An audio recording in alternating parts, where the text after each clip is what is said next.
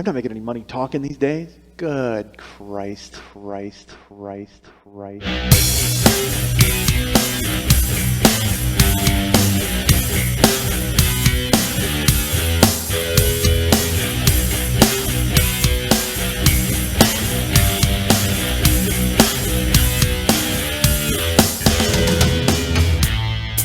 a dick, folks. I'm not gonna lie to you. Still am. I guess I am a decent guy because I'm a fucking jerk, and I'm not a jerk. Apparently, I'm a dick. I'm not an awful guy, but I've done so much ridiculous stuff. I'm an awful guy. Hey, what's happening? 40-Year-Old Boy Podcast, ladies and gentlemen, and I say that fully knowing no ladies listen to this show. This is completely a sausage fest, fellas. Let's be honest with ourselves. It is me talking to dudes about things that I guess dudes would laugh at because most women listen to it and go, that guy is a dick. And let's be honest, most guys listen to it and they go, that guy is a dick. I mean, they think I'm a dick, but they still listen and laugh. Perhaps they laugh. I don't know. My email says that it does. Says that it does. It laughs. I'm considering my entire male audience as a one throbbing entity. Why did I use the word throbbing? How gay was that? Horrible. All right, so all of you men are a collective. We're all like, it's like the Communist Party. All of my male listeners all do one for all and all for you're musketeers. That's what you are. You're three musketeers. Ties in nicely to Lily and her candy bar choice today. She drank 2 Cokes and ate a Three Musketeers bar. So I'm fully anticipating her to get up and start mopping and cleaning this entire house at some point in the middle of this record. It's a tragic day today, folks. I'll share this with you. I was getting off the elevator here to come to Lily's house because her house has an elevator. She got a gym and it's huge. It's monstrous. And I was going to send my wife a text message, and a text message that contained a picture that I've discussed previously on this program, a picture of my cock. All right, so I was going to send that to her, and I'm walking, and I'm not good with a phone, folks. I got a giant, I can palm a basketball. That's how big my hand is, and it's a giant, which sounds fine. I mean, it's certainly great for shoveling and lifting forks, but it is not good for operating the tiny stylus on my cell phone. So I'm going to tap away a little note and then send my wife, a little pick-me-up, a little midday boom. That's what I like to call it. And so I go to hit send, and I hit delete. And folks, my picture, my pride and joy, my self-portrait, my incredible photo of my crank is gone. It's been lost into space. And then I was 10 steps from Lily's door, and I knock on the door, and then she's talking to me, and I don't hear a word she says because I'm staring at the phone, trying to figure out how to crawl inside it and find the picture of my cock. I'm like, how did I lose that? I can't lose that. I've had that over a year in there. I've risked it being seen by friends. I've sent it countless emails. I need to find it. So then I figure if you send it via email, it must be somewhere. And so I'm digging into the nether reaches of my phone that I've never gone to. Literally, I think that I saw the guy from Tron surf by as I was looking.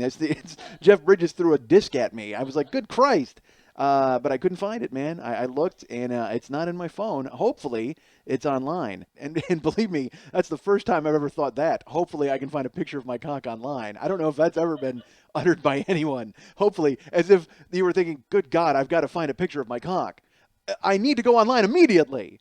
Because usually if it's online, that means it's you're at somewhere at break.com falling off a skateboard and your cock flopped out of your shorts, or it was a bad breakup and somebody posted it, But hopefully, because this happened before when I was Karen and I one time we split up, and by we split up, it was very, very odd couple. I was at the door and she opened it and just handed me a frying pan and pointed, and I walked off,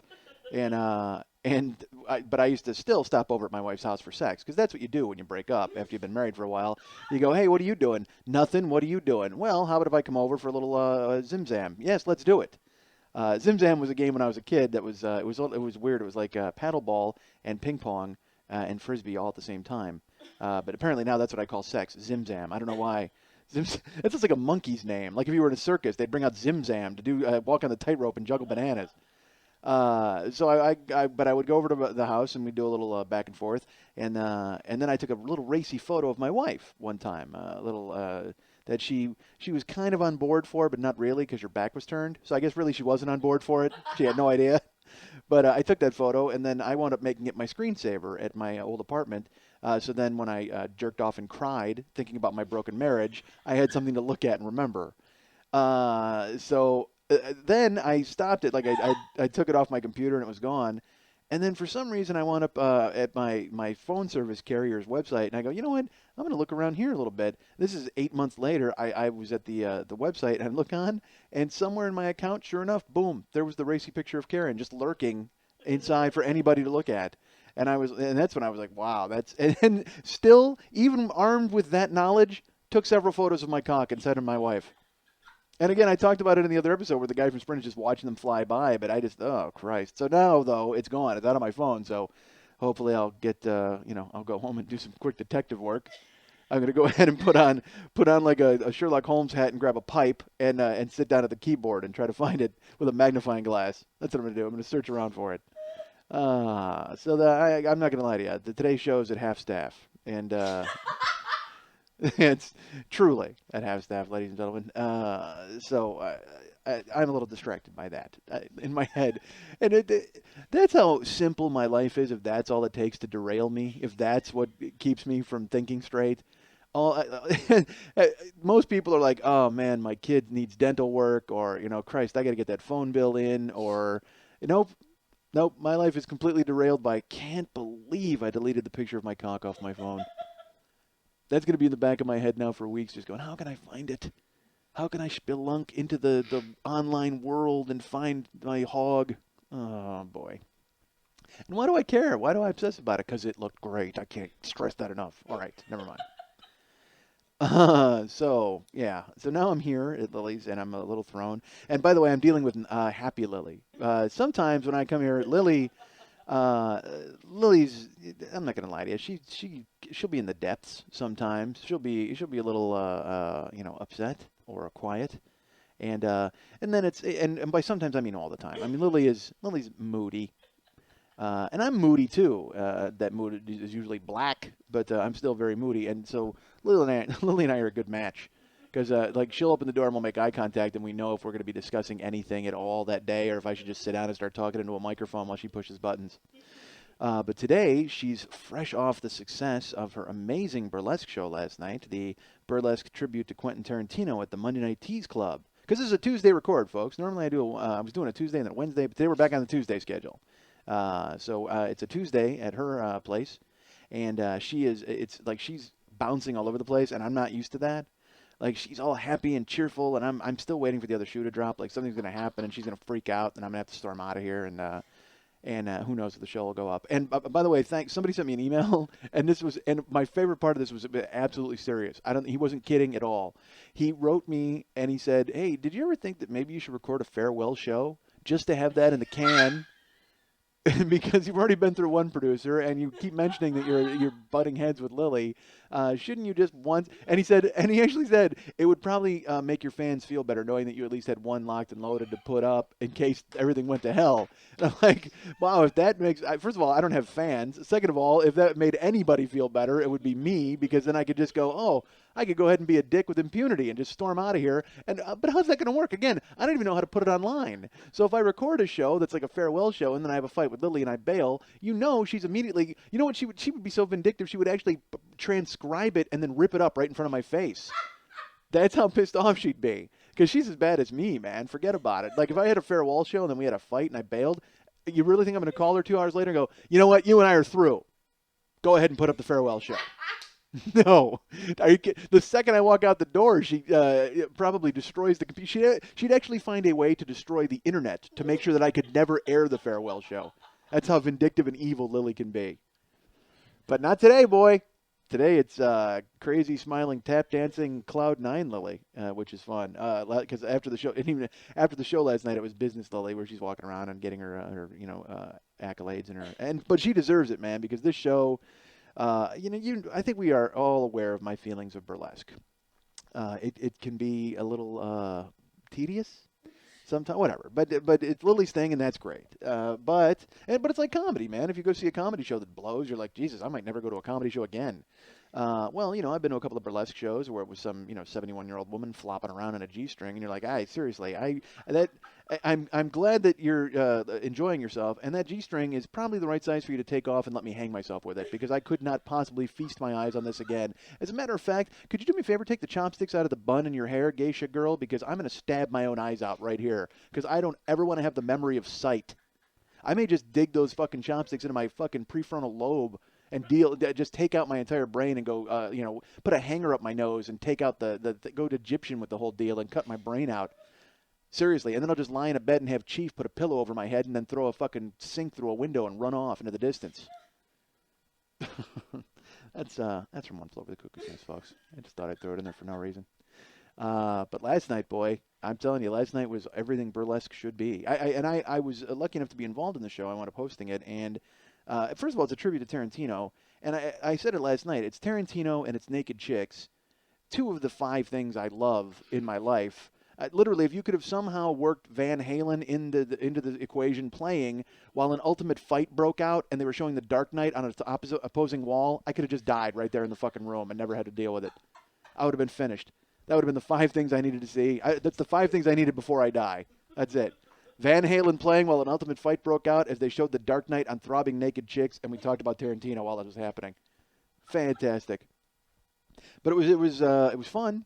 The show was amazing. People were great. Performing was really cool, and it was a good time. So now Lily, she deserves to be happy, and you know what she deserves more than that? Me shitting on it, apparently, because I am not happy unless I am just kicking somebody else's dream in the balls. What a jagoff.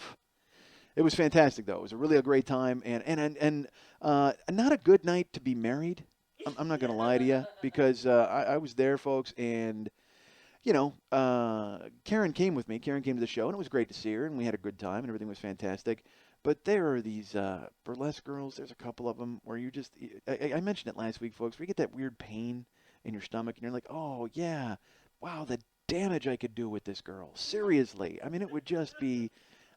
and you would hope, it's the kind of girl you would hope to go out with just so she would break up with you and you would constantly have the memory of that hurt. I mean, that's how good looking these women are and how amazing they were. You're like, I would love to get destroyed by that girl just so I had that story. Like, you wouldn't even have to, sleeping with them and banging them and all that kind of stuff would be great, but it would be even better if she slapped you and walked out of a bar so you had that story for the rest of your life. Just some crazy, hot, bendy chick. Yeah, I'm talking bendy. Wow. Just tassels flying and teeth gnashing and tears rolling down your cheeks. Oh, good show, folks. It was a lot of fun. So Lily's all happy, and she should be. She put on a great job, and I enjoyed it too. Hey, I was driving here. I'll tell you this. And it's hot again in Southern California. There's it's probably like 97 degrees. That seems high. No, it doesn't. That is high. It's hot. My car said it was 97. My car has a number. My car is arbitrary. I have no idea. How does my car know? That's what I want to know. I mean, I know it's fancy and there's a computer and all that stuff, but where's the thermometer? Is it like the hood? Is the hood heat censored? And if so, am I driving a battle van from the A-Team? What the hell am I driving that it knows the temperature outside? That's freaking me out. But my car said it was 97. So, and I'm sweating enough to where I'm going, yeah, 97 seems about right. And then I'm driving here, and I see people at the bus stop, and I want to stop and pick those people up and give them a ride. And I know that seems weird on both ends. It seems weird, like, Mike, why would you bother with someone who doesn't wear deodorant and has to take public transportation? Exactly. But at the same time, if you've ever taken a bus, can you think of a greater gift in your life than somebody making sure you didn't have to take the fucking bus? The bus is awful. And I mean, I guess in theory it's good. Hey, we'll give you a ride home.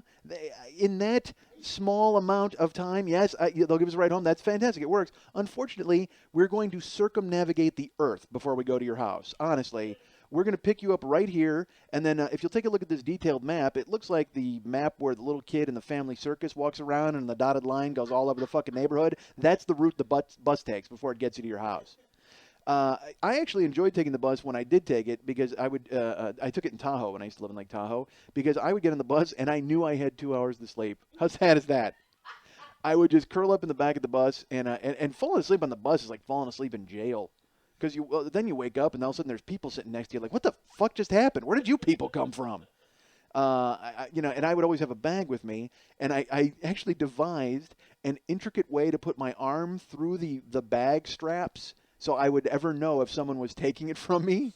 Because I didn't want to wind up like Big B at the end of Train Spotting when he's holding on to the valise of money and then Ewan McGregor snitches it. And I never could understand that because I understand Big B's a drinker and he's loaded and he's holding on to the valise of cash. But, dude, Big B is a psychopath. The second anybody touches him in his sleep, doesn't he come up just slashing with the knife? Of course he does. That was the flaw in Train Spotting for me. Big B's nuts. He's not going to let anybody take that cash. I don't care if he's got to wrap it around his neck or stick his dick in the bag. I mean, no, you're never getting that bag out of his hands. And to see when Ewan McGregor stands up and then he actually lifts Big B's arm up and Big B kind of moves a little bit. Are you kidding me? When I'm asleep, if anybody breathes close to me, I wake up swinging. I mean, I'm just that's creepy. Because you know what? If I ever made a horror film, I have a great shot that I want to have, and feel free to steal this because somebody will, I hope, just so I can see it because I'm never going to do it, folks. If you're asleep, like I want to see somebody. And it's their point of view. Imagine their point of view. It's your POV shot, and you lay down in bed and you look up at your ceiling, and you close your eyes, and then you hear something, and you open your eyes, and you just see your ceiling, and then you close your eyes to go back to sleep, and you hear something, and you open your eyes, you just see your ceiling, and you just go, what the fuck? And you close your eyes again, and then you open your eyes, and there's a skull an inch from your face. How awesome would that be? Like a scary monster, like literally, like right. I mean, it fills up the entire line of your vision, just breathing and crazy yellow teeth and maggots. I don't know why there's maggots. That doesn't make any sense, folks. If we steal this idea, make it better, please, because it's awful. But that's always been to me. There's nothing scarier than a crazy grin, like a maniacal grin, like a Dr. Sardonicus crazy face. When I was a little kid, I made up a story that I saw a monster out the back window. And that was my scary face that I made up. I said it was like a skull face, but he was like a guy just crazy grinning, like a Joker grin, and scared the hell out of my brothers. Oh my God, there's a guy in the backyard! And what? There's a guy because the lightning went off, and I pretended that when the lightning went off, I saw him, and I screamed like a girl, like I was like, because I think I was 7. How old was I? I don't know, 9. Whatever it was. I was old enough to have the presence of mind to play this trick, and young enough to probably do it poorly. Like when we shot out our window when I was a little kid. I told the story before, I think. We were having BB gun fights in Romeoville, Illinois. This is when I was, 10? Probably 10 or 11. And the way it worked was 10 of us, or no, probably like 7 of us. 7 of us locked ourselves in our buddy QJ's house, and we had actual BB guns. And then the rest of the neighborhood kind of assault on Precinct 13, the house. And you know what they had? Unpopped popcorn and straws.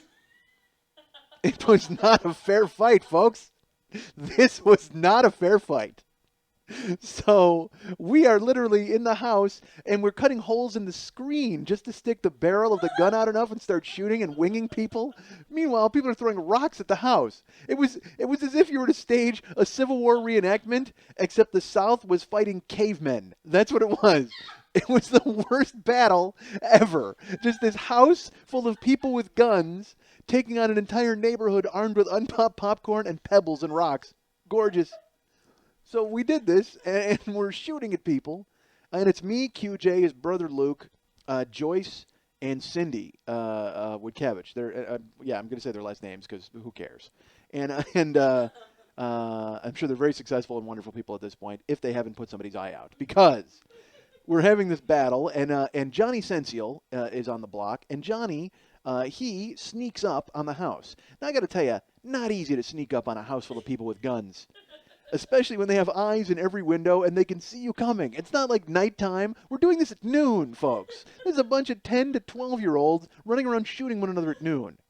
And so Johnny comes to the front door, and what it is he's sneaking up. He's not fighting anymore. He's coming up to tell us that he's out. But Cindy Woodkevich is, she's probably like 8, and she's got a gun. Why not? She's 8 years old. Let's have her have a gun and get involved in this battle. And basically what it was is we let her play so she didn't tell. Like, that was the whole thing is we're like, all right, Cindy, you got a gun and you're covering us. Like, don't really shoot anybody, but, you point the gun and scare them. Because we had to make sure they didn't tell anybody. Nobody's parents got told what was going on during the day when they were all off working. As their latchkey kids terrorized the neighborhoods with weapons. So Johnny Sensiel comes to the front door, and he rings the doorbell to basically say, hey, guys, I'm out. I'm done playing. Cindy Woodkevich, very excited to get involved in the game, has her gun pointed out the screen, shoots Johnny Sensiel in the face. right in the face, and to the point, like shoots him, and a perfect shot. Didn't mean it, just the gun went off, but because she shot him right between the eyes. And I'm not even kidding. Like, it sounds like I'm making an elaborate prank up. I'm not. Dead center, an inch in either direction. Johnny Sensio, blind to this day, right between the eyes, shot him with a BB. And he starts bleeding. It starts running down his face. And, of course, it's that thing, as you know, if you have little brothers, when you are involved in any sort of combat with them, inevitably you're going to hurt them badly. And then they're going to start crying. And then you have to cover their mouth and go, shh, shh, shh, no, shh, no, shh, shh.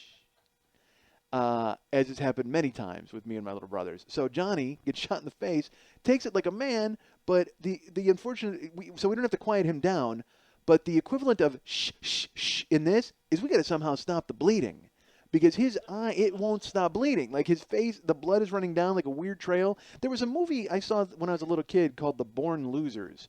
And there was a character named Billy Jack. Billy Jack was like an Indian guy who whipped the shit out of all these bikers. And in Born Losers, there's a scene where a guy gets shot between the eyes and his sunglasses break, and he gets killed. This is what it was like, but Johnny wasn't wearing sunglasses.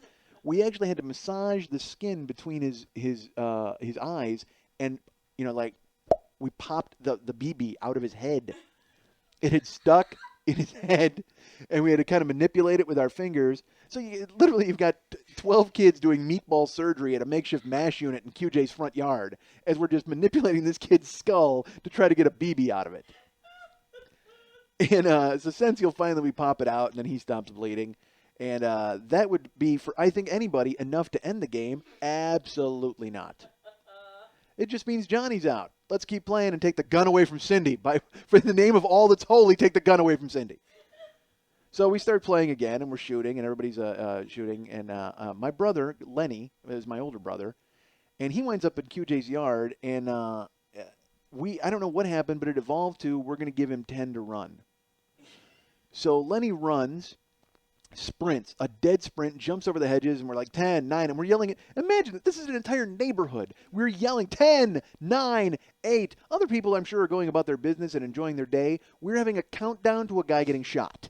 Loudly. Like, the entire neighborhood knows what's happening. Lenny sprints to our house. Now, our house, QJ is, my house, where I live, is directly across the street from QJ's and one house over. So Lenny is sprinting. He's sprinting. 10, 9, 8, 7, 6, 5, 4, 3, 2. He grabs the screen door. 1, he opens it up and dives in the house. It was great because he completely dove in. QJ shot at him anyway.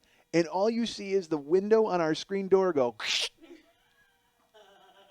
The entire window. I don't know if you've ever broken a window in a car or that I guess I don't know if it's pressurized glass, folks. I'm a child. I have no idea how these things work. All I know is QJ shot the window in the most perfect spot. It's like if you punch a guy on the chin, you hit him on the button, he goes to sleep. It just happens. That's why they call it the button. You hit a guy on the button, he's going to go down hard, eyes roll back, and his arms go up in like a Superman pose because he has no control of himself. Well, a window has a place called the button, and if you hit it with a BB, the entire thing turns into confetti. I mean, an entire glass window just pebbles out, and Lenny opened 2, 1, dives in, and it makes that noise, that horrible noise. When you hear it break, you're just like, oh, really? And I'm in QJ's house, and I remember it vividly. I just looked at him and I go, what the fuck just happened? I'm 8. 8 years old. You don't say that when you're 8 years old. That's something you say when you have a fight with your wife or something like that. No, I'm 8 years old, or 10 years old, and I go, what the fuck just happened? Because from across the street, I don't have great eyesight now, folks, but even then, I guess I probably wasn't an eagle eye, but I knew enough to know that the window just got fucked up. So Lenny's in the house. All you see is just the door closes, and then you just see Lenny's head pop up through the broken glass with this, huh? And I'm sure, you know what he did? He looked out the window and went, what the fuck just happened? Because he and I are very much in sync. So the whole neighborhood is in on this. We know what happened. Now we have to get our story straight. Imagine that, folks. I'm going to say it's at least 12 kids that are playing this game, along with assorted brothers and sisters and, hangers-on. And we have to have a meeting. Like, we got to talk about what we're going to tell everybody so we don't get in trouble. Like, because you can't say QJ shot out the window because then QJ's going down and then we're going down. And then all of a sudden, Johnny Sensiel, who has already told them that he got hurt playing football, they're going to put two and two together and go, oh, really? How did the perfect round hole open up on your skull when you were playing football? Did somebody tackle you with a pool cue to the head? So that story is going to get blown to pieces. I mean, we all got to get on board and get everything taken care of. And again, we're very sophisticated. So we sit down and we figure it out. This is the story we come up with. My mom comes home from work. She sees the window is crazy broken. And she's like, oh, what happened? This is the story we have. 2 black guys came down the street, shot out the window and left. That was it. We figured keep it simple. We figured you start elaborating, you start adding any sort of wardrobe or anybody else, that's going to be a problem. But when you're 12 years or 10 years old, blame the black guys. In Romeoville, where there's no black guys live, that's my favorite part of the entire story. This is a really white trash suburb. And there's no black guys for miles. You get pulled over for eating black licorice in that part of town. And we said that somehow these 2 mysterious black guys walked down the block, stopped and went, you know what we're going to do? We're going to shoot out the window of that house and then continue walking. Because they asked, did they run away? No. What did they do? Well, they left. Which way did they go? That way. They walked over the horizon? What is it? It's like high noon, but with black guys? I mean, it makes no sense. These 2 dudes. But that was our story. And as bad as that story was, they bought it. My mom called the cops. We told the cops. They took it down. I'm sure they drew a sketch of. They pulled out the generic black guy sketch they had in their file cabinet for years and years. Because all they had to hear was black guy, and immediately they're, oh, hold on a second, black guys. Well, let me tell you something. I think we made the paper. I mean, it was just this. It became this elaborate scheme, and that was why it was good to keep it simple. Because otherwise, it could have been if we start going, no, it was 2 black guys, and they had a mustache. Because then there's a sketch artist involved. No, we just had 2 black guys. We didn't get a look at them because you know why? We were scared. We saw the black guys. We immediately ran into the house because that's what you do when you're 10. Hide from the black guys. Man, that's a white trash suburb. But it was great. It was so funny. I watch South Park now, and I see the kids will get away with stuff, and it'll be the worst, horrible, racist stuff. And I'm like, yeah, well, we blamed the black guys for the window and got away with it. Worked out fine. What led me to that? Good Christ, I don't even remember. What was I talking about? Oh, picking up people on the bus? Wasn't I talking about that? But how did I even get in Romeo for that? I don't know. But I want to pick people up when I see them waiting at the bus stop. And I wonder what their thought process is like, because it's bad enough for me, okay? But I think I can take care of myself. I mean, if somebody's waiting at the bus in broad daylight, they're not going to mace me or taser me because, hell, I'm driving. They're not crazy like I am. They're not going to, they don't want to risk an accident. You got to understand, they're at a bus stop. I'm pulling over to give them a ride. It's almost like free money. I can't imagine the overwhelming feeling of joy I would have if someone with an air-conditioned vehicle offered to take me right to my house. And you've got to, sure, I could be a maniac. I guess that kind of comes into play, but that's the thing. You've got to balance out whether the overwhelming graciousness of the gesture supersedes the thought that I might have a soundproof room somewhere where I'm going to fucking lock you forever. You got to decide if you want to ride that badly. Because, I mean, it's hot outside, and you're sitting at the bus stop, and sure, you're going to wind up in my nice air-conditioned car making small talk with me, but then the next thing you know, you're fishing for poodles with chicken bones from the bottom of a well. You're like, here, precious, and I'm over there doing the Jamie Gum tuck and going, hey, put the fucking lotion in the basket. Maybe the bus doesn't sound so bad. But God, when you're waiting for a bus, there's nothing worse. Oh, good Lord. I hate the bus. But I would hold my bag so close, intricately weaved my arms through the straps. I don't know. Who's stealing my bag? Nobody's, because I just figure it's the bus. You know what I mean? Everybody's, Jay Leno used to do, yes, Jay Leno used to be the funniest man on earth. I know nobody believes me, but he was one of the reasons why I started doing stand-up comedy. And he used to do a bit on the bus, and he said, who rides the bus? Court-martialed GIs. What was it he said? Court-martialed GIs. The indigent. The haunted. Oh, Leno. What happened? Hysterical. Funniest guy on earth. All right. So, yeah, I had an intricate way of holding my bag, which is like how Bigby should have held the bag in Train Spotting, quite frankly. And as much as I love that movie, I was uplifted by the ending. I saw that movie in a theater and wanted to stay and see it again. That's how much I loved it. And which is how I felt for Tarantino. That's funny. I did the Tarantino thing last night. When I saw Reservoir Dogs, like I saw a review of Reservoir Dogs the day it opened in Los Angeles. It was only playing in Los Angeles and maybe in New York, but I think only in Los Angeles at the New Art, which is this fancy schmancy old school theater here.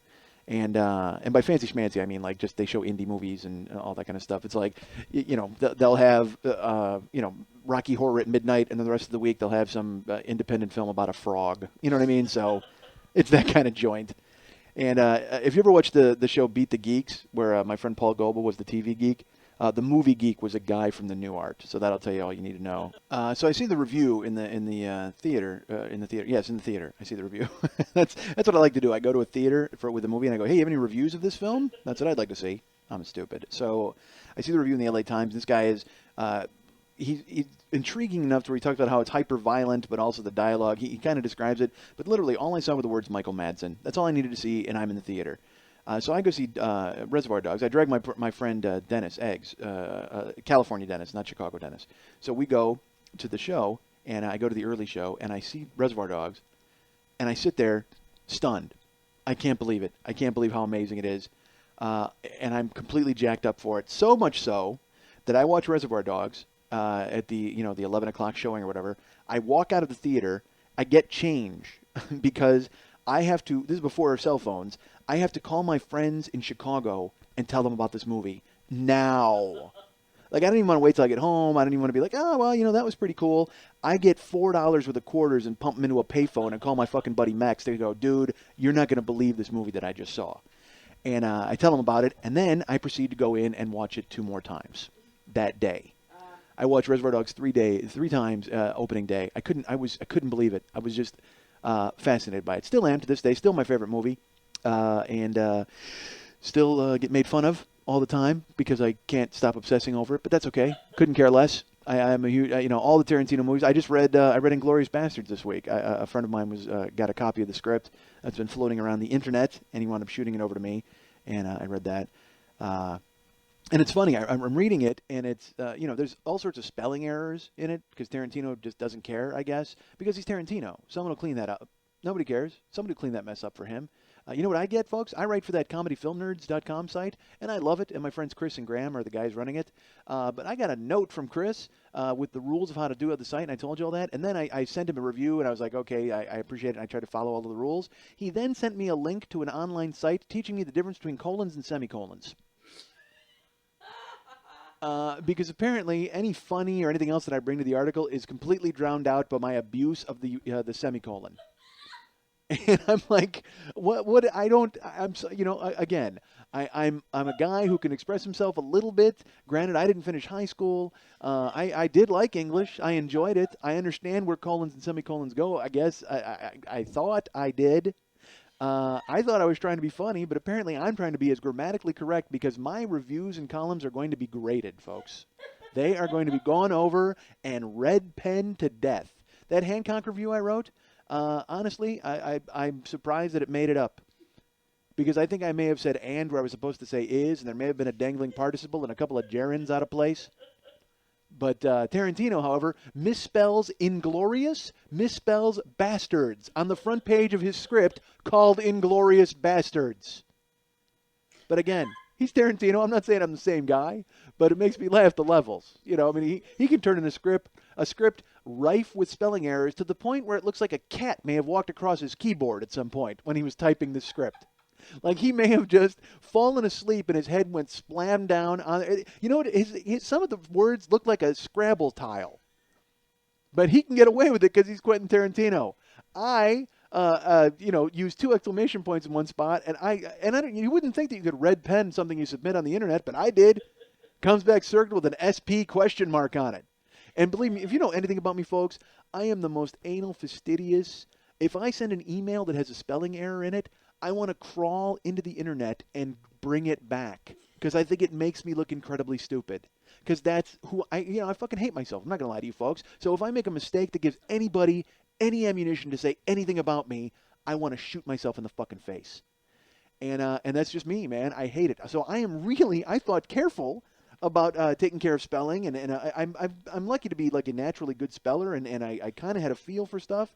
But man, when I got that link to colons and semicolons, I'm like, seriously? Really? You know what, Mike? We don't care how funny it is. By all means, just make sure that it's going to pass the high standards of the Merriam-Webster's Dictionary Council. I don't even know if such a thing exists. You know what? As a matter of fact, they may just be convening one just to grade my internet reviews and my communiques. They may get a Merriam-Webster bullshit fucking council to go over all of my online posts and make sure that I put the question mark in the right goddamn place and I slowed down on the ellipses. Ugh! All right. So yeah, but when I saw Tarantino, man, I saw that 3 times. I saw Pulp Fiction in the theater 9 times. 9 times, and the best part was I got to see it in different cities because I was a road comic at the time. When it was coming out, I was so jazzed to see it, and then I put a pizza box in my eye, and I couldn't go opening night because I was folding a pizza box at the pizza job I worked, and I spun it, because you do it real fast. You wind up like assembly lining something, and the tab, when you get a pizza, folks, next time you open the box and you have to unlatch those little tabs and flip the top up, imagine one of those tabs going into your eye at high speed. I did that and scratched my cornea, and that meant I couldn't see Pulp Fiction opening night, and I was still going to go. Eye patch and everything. I wanted to go see it, but my buddy's like, dude, just give it a day. We'll go, the next day. So I went, and I saw it, and we loved it. Mex and I went, and Mex's wife actually went. I don't think she's seen a movie since, but we made her go. And so we went, and I saw Pulp Fiction there, but then I went and saw it all over the place on the road, and I would get to see it in small towns. And one time I saw it in Lima, Ohio. I saw it in Lima, Ohio, with a room full of people who loved Tarantino. So when the Band Apart logo came up, they went bananas clapping. And I'm like, all right, I am going to really enjoy this. And they loved it and went crazy and loved every second of it. Now, I also saw it in Peoria, Illinois, with a room full of older people who had no idea what was happening. They weren't getting it. All they knew is they weren't liking it. So the movie finally culminates with Marvin getting shot in the face. I guess it doesn't culminate with that, but there's the part where Marvin gets shot in the face, and they have to deal with it. And I'm on spoiler alerts. I don't know if I have to do that. The movie came out 14 years ago, but who cares? I'll throw it out there anyway. So Marvin gets shot in the face, and then they have to clean the car out. And it's Samuel L. Jackson and Travolta have to clean the car out. And my favorite scene is they're sitting in the car and they're having a fight about how Travolta's getting angry. And Samuel L. Jackson's like, oh, you're fucking angry? Well, I'm a mushroom cloud laying motherfucker. Every time my finger touches brain, I'm Superfly TNT. I am the guns of the Navarone. In fact, why am I on brain detail? We're switching. I'm washing the windows and you're picking up this nigger skull. And it is, because it's so wrong. It is so wrong. It is horribly wrong to say. But it is the funniest thing in the world because imagine ever saying that to somebody. I mean, it's beautiful. So I can't stop. I'm laughing like Robert De Niro in Cape Fear in the theater when he's trying to bother Nick Nolte and his family. Like he's smoking a cigar. He's just like, ar, har, har, har, har, har. I'm laughing like a pirate. Like I'm out of control because I love it. And this is like the 8th time I'm seeing it. Who cares? I marinate in this movie. I love it. And these old people finally, that is the last straw. He drops that line. They stand up in front of me, and they go to file out, and it literally like Morris Day at the end of Purple Rain when they walk past Prince's doorway, stop, and then back up. These old people stand up, walk out. This old woman stops, backs up, leans over to me, and goes, "You're sick," and walks out. You're sick, like I wrote it, like I had anything to do with the production of it. I thought it was hysterical. And my favorite part is this is after Bruce Willis gets Marcellus gets ass raped. They sat through that. They are there for the entire film. They're there for Mia with the adrenaline shot hanging out of her chest. They're there watching all of it, and finally, that's the line that sends them over the edge, and they go, you know what? We've invested 2 hours. I do not have another 7 minutes to give to this film. Let's get out of here. Beautiful. Oh, man. What else can I tell you, folks? Oh, I went and saw The Who. I'll tell you that. I had never seen The Who before. Karen and I went and saw The Who at the Rock Honors show for VH1. It was The Who and Pearl Jam and Foo Fighters. And, I don't want to give anything away if you haven't seen, if you're going to watch the show, but I don't want to spoil that for you. But I will tell you that here's something that won't. I'll tell you the 2 things that I guarantee won't be on The Foo Fighters brought out Gaz Coombs from Supergrass. Supergrass is a good band. I like their first couple albums. And then watching him stumble fuck his way through Bargain was certainly not a bargain for the audience, because the best part is it's the Foo Fighters. Everybody's really jazzed to see the Foo Fighters. They're opening the show. And then they go, hey, it's Gaz Coombs from Supergrass. And this is a room full of Who fans. They barely know who the Foo Fighters are. But if you say Gaz Coombs from Supergrass, that sounds to them like some sort of code. Like they think you may be like dropping off a microfilm for them to pick up. Gaz Coombs from Supergrass. The eagle flies at midnight. Like they don't know what that sentence means. So this spindly little heroin addict British guy comes out in his vest and his dandy fop hat and proceeds to mangle Bargain. I mean, just doesn't even know the words. Like he knows some of them, and then he's off and he's throwing them off. And there was a problem all night with the monitors, so I don't know if that's what happened to Gaz, because later on, here's something that won't air. The Who starts You Better You Bet after they come out. And by the way, I got to say this. The greatest American rock band alive today, Pearl Jam, was there, and they did Love Reign Over Me with a full-on orchestra and a horn section and blew the roof off of the place. And I had tears in my eyes because I can't to see artistry at that level is amazing, and especially because you love what you love. And I went and saw it, and it's so good. You just sit there and you're vibrating, like you want to climb out of your skin. It's so good. It was fantastic. So they were great, and everybody was really good. Flaming Lips did a good job. Incubus was great, but I'm just a Pearl Jam guy, and to see them, because the Who are their heroes. Eddie Vedder worships Pete Townsend, and to know the feeling he had to be at a tribute for them and to be playing in front of them had to be incredible, and they made the most of the opportunity because they destroyed it. Huge. So then the Who comes out, and they're great, and I've never seen the Who, so I was really excited. And even though it was an abbreviated set, it was only like 45 minutes. It was in. It was a full house, but believe me, the Who not exactly a dance band, but that's not stopping their white fans. There are a bunch of old people. It's a weird mixture of kind of like rocking back and forth and playing an air guitar. And it's funny when people do air guitar to Pete Townsend. They actually do the windmill. You don't need to do the windmill. I guess it's part of your expression, and that's what you want to do. And it's like, hey, look, I'm like Pete, but there are other people sitting around you. You start cranking out the windmill, you're going to jack somebody else in the dentures, and they're going to go down like they got shot. Because it's an old crowd, folks. I mean, it's the Who, and my favorite part is, you know what I really love? 60-year-old men in tour shirts. That's a smart buy. You hope you're going to be buried in that for all the use you're going to get out of it. You're going to be dead in 9 years. You really want to buy a Who shirt? Come on. I know you love them, but, your love has been expressed over the years of listening to their music and enjoying it, and just buying the ticket, I'm sure, was more than enough. You don't need to go out and sport your hooligan shirt and embarrass your kids at the mall. Awful. But it was just the Who comes out, so they sing You Better You Bet. And as they're playing, Pete's not playing. Pete Townsend isn't playing. They have Simon Townsend on guitar in the back, and he's carrying the water on this. Pete is just standing there looking at his console, and kind of just shaking his head. He's not even trying to play guitar. And he's pointing, and they're playing the song You Better You Bet. And they're going through it, and the whole song, except Pete's not even moving. And I'm like, and I told Karen, I goes, all right, something's wrong with Pete. And then she said, who's Pete? And I don't say that to make fun of her. I say it to make fun of me because I keep calling him Pete as if I know him. Ridiculous. Pete, that's what she should have said to bust my balls. Who's Pete? Oh, Pete Townsend? Oh, your friend Pete who's playing guitar in the Who? I guess you guys must be close that you keep calling him Pete, idiot. Literally calling him Pete is the verbal equivalent of air guitar with the fucking windmill. What am I? I'm a moron. So, we're watching the Who. They're playing You Better You Bet, and it's going horribly out of control. And right before the part in the middle of the song where they go, you better love me all the time, girl, right before that starts, they stop. They just fucking stop playing. And Roger says, he's very apologetic, and he's, Roger, by the way, Roger Daltrey, the singer. He and I, again, very close. We're all good friends. The three of us will get together with some bangers and mash, and we'll knock about for some tea.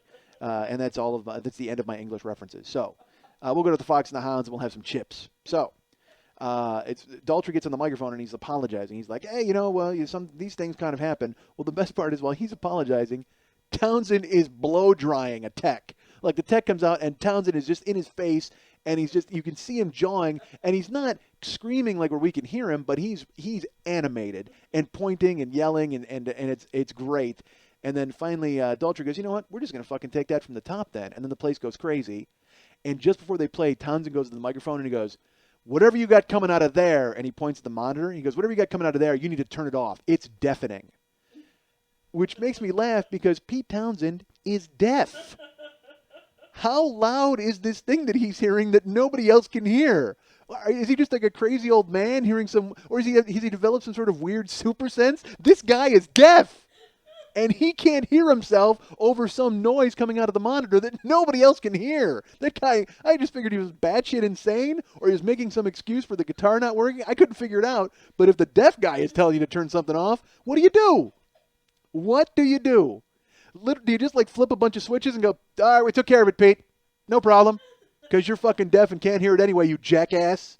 But he was furious. But I will tell you this. That was the fourth song they did. And then they redo You Better You Bet. And from that moment on, it was a fucking jet engine. They destroyed. And with anger, because folks, I like anger. And I like it in music. And they played with this edge and this evil. He just soloed through my generation with this evil attitude. You'll see it. It was like this 5-minute thing they tacked on at the end.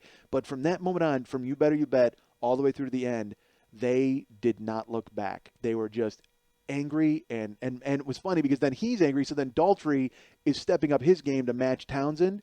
And even in my generation, when Townsend went off on this solo, Daltrey looked 65 years old. He looked like a man who didn't know what to do. He kind of just stood there because Townsend had taken over with this monstrous guitar and just was windmilling and jumping.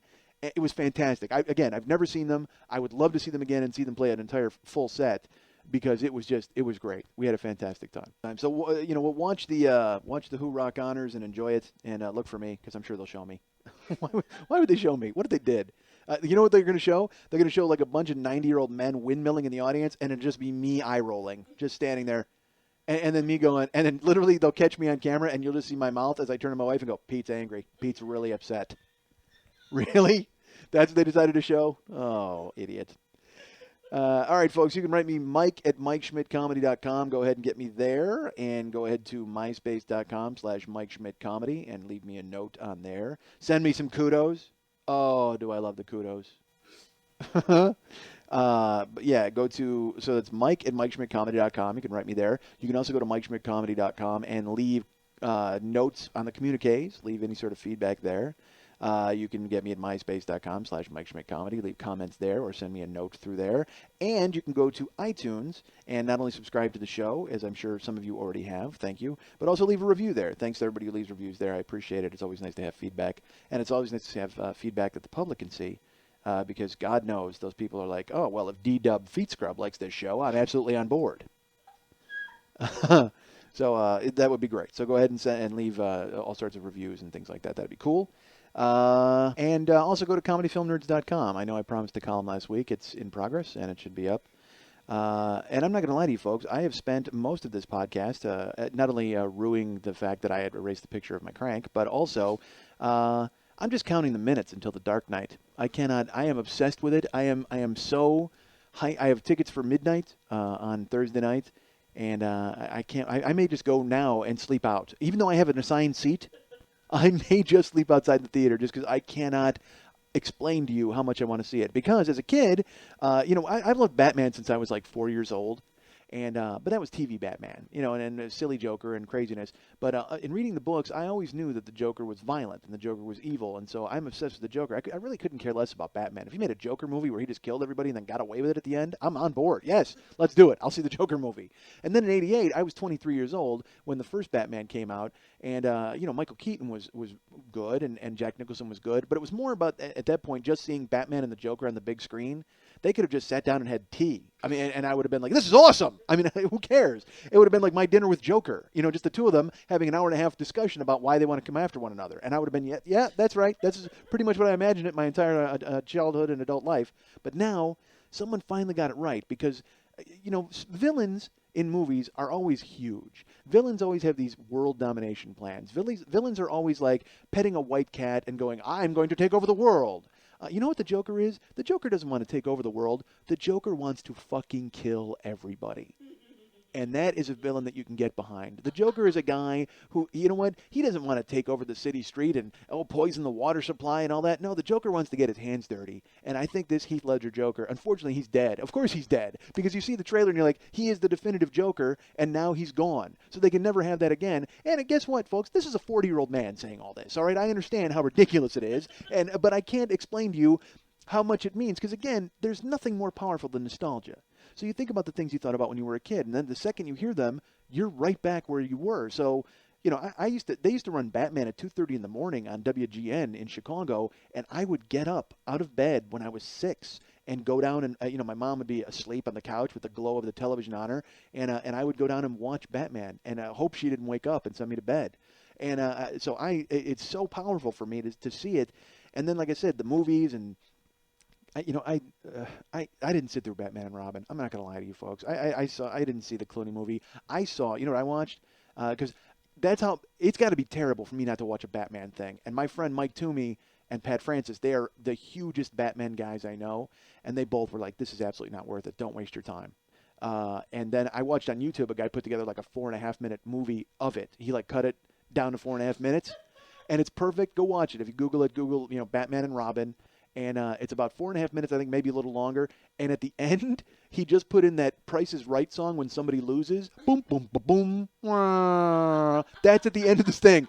He didn't have any commentary at all. He just cut the movie together without prejudice. He boiled it down to its integral 5 minutes, and you can watch it and pick it up. And then at the end, just boom, boom, boom, boom. Wah. That's his commentary on it. Gorgeous. But this Dark Knight, man, I am not. The Joker is a guy who, the book, The Killing Joke, is, and again, this is nerd central. I get that, folks. I apologize, but that's just right now. That's what we're into. Because now with this podcast in the home stretch, I just see myself going Dark Knight. Yep, Dark Knight. All of my obligations are being taken care of. I continue to search for a job during the day, but then when that's over with, I go, you know what? Guess what? Dark Knight. I can't wait. It is obsessive, and it's the Joker more than anything else. Batman is Batman and whatever, and let's all enjoy him, and he's a wonderful guy. But it's all about the Joker. And to see, I won't watch it. I saw the one trailer, and I don't know anything else about it. I haven't read a word about it. I won't look at, I don't want to know anything about it. I just know from that trailer, Heath Ledger looked ridiculously amazing, and I can't wait to see it. So, folks, just know that this whole podcast has been created with my head going, my cock is gone. Dark Knight tomorrow. Like that's that's what I was doing this whole time. I'm telling you about Johnny Sensiel. He's getting shot. There's the Who. What's that? Hey, it's a person on a bus. Tarantino. Guess what? That means nothing to me because it's just, my cock is gone. Dark Knight tomorrow. That's my whole head. That's all I keep thinking. All right. So, again, write me at mike@MikeSchmidtComedy.com and MySpace. And, Christ, I'm not going to run it down again. And go to Comedy Film Nerds because I was going to write about Batman. And I think I'm still going to.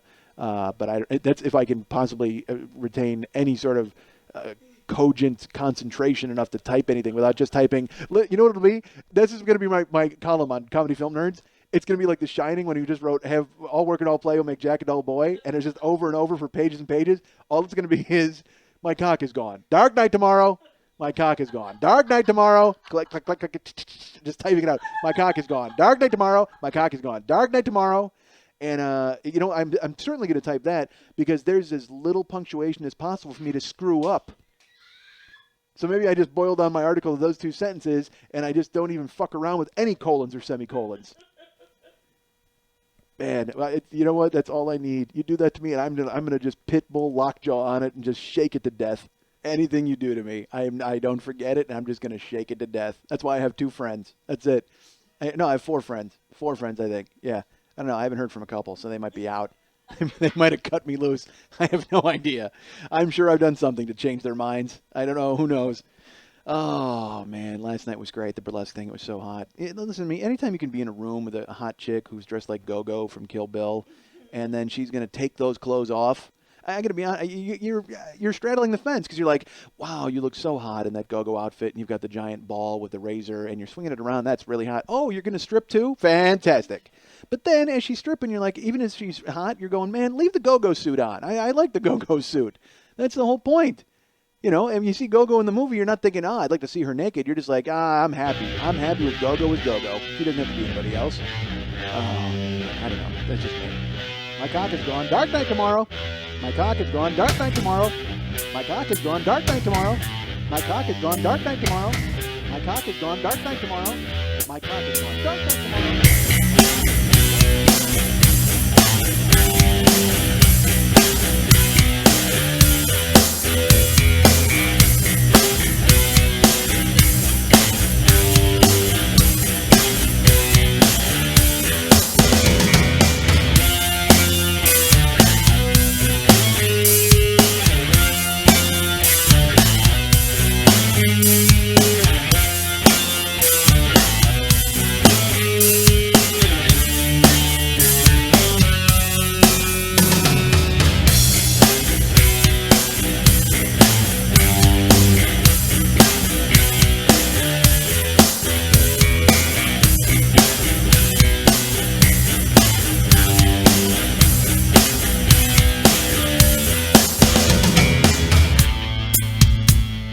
I'm a dick, folks. I'm not going to lie to you. I'm a decent guy because I am a jerk.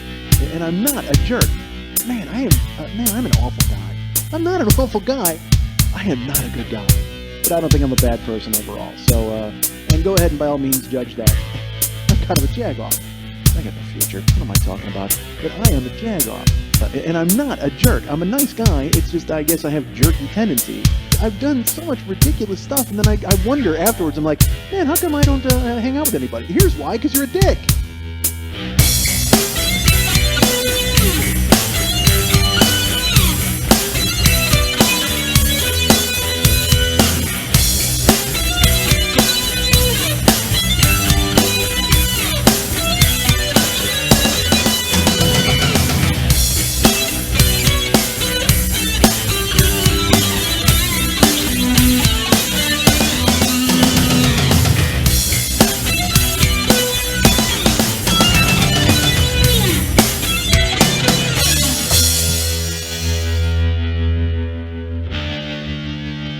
You're finished. You're finished. You're finished. You're finished. You're finished. You're finished. You're finished. You're finished.